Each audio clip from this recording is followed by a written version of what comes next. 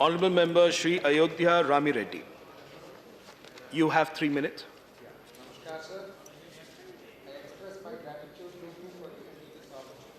I think the microphone is not on there. On the Medical Termination of Pregnancy Bill 2020 that seeks to amend the Medical Termination of Pregnancy Act 1971 and provide for an increase in the time period within which an abortion may be carried out. When it comes to issues like marriage and pregnancy, the situation has been all the more grim as before 1971. Abortion was criminalized under Section 312 of IPC, describing it as intentionally causing miscarriage.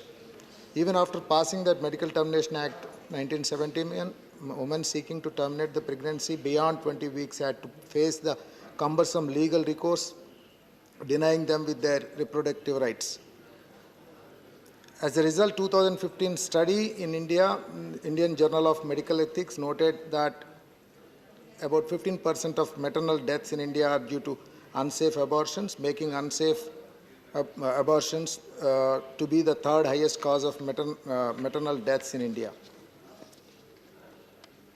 Currently, as per Section 3.2 of the MTP Act 1971, a pregnancy may be terminated by a registered medical practitioner.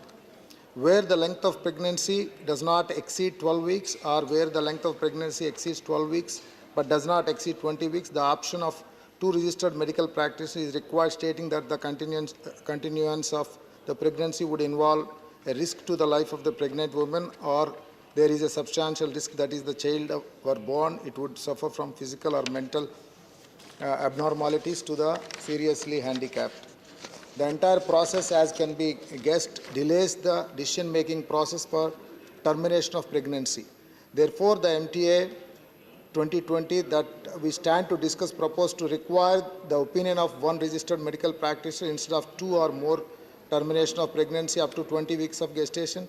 It introduced the requirement of opinion of two registered medical practices for termination of pregnancy of 20 to 24 weeks.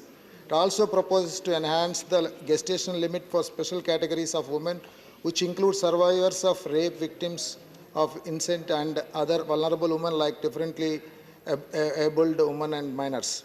It also states that the name and other particulars of a woman whose pregnancy has been terminated shall not be revealed, except to a person authorized in any law that is currently in force. The bill intends to positively impact a large section of population as a number of fetus abnormalities are detected after the 20th week, often turning a wanted pregnancy into an unwanted one. Moreover, the law will also help the rape victims, ill and underage women to terminate the unwanted pregnancy lawfully. Significantly, the bill also applies to unmarried women and therefore relaxes one of the regressive clauses of 1971 Act, that is, single woman couldn't cite contraceptive failure as a reason for seeking an abortion. Thus, the given bill allows unmarried women to medically terminate pregnancy, and as a provision to protect the privacy of the person seeking an abortion will bestow reproductive rights to the woman. However, we need to be vigilant of the issues relating to preference for a male child and a need to enforce the anti-sex selection laws more effectively. Further, as the bill requires abortion to be performed only by doctors with specialization in gynecology or obstetrics. Therefore, with the 75% shortage of such doctors in community health centers in rural areas, pregnant women may continue to find it difficult to access facilities for safe Member, abortion. please conclude. Yeah. Sir, in addition to this, I would like to highlight the measures taken by the Andhra Pradesh Chief Minister Sri Y.S. Jagannath Reddy's direction. Better healthcare infrastructure facilities were provided in the state of Andhra Pradesh. There is a Dr. YSR Ayodhya scheme. 1,000 new primary care health establishments were provided. There is a major focus on Nadu Nedu health schemes. More than 11,000 health clinics are brought in.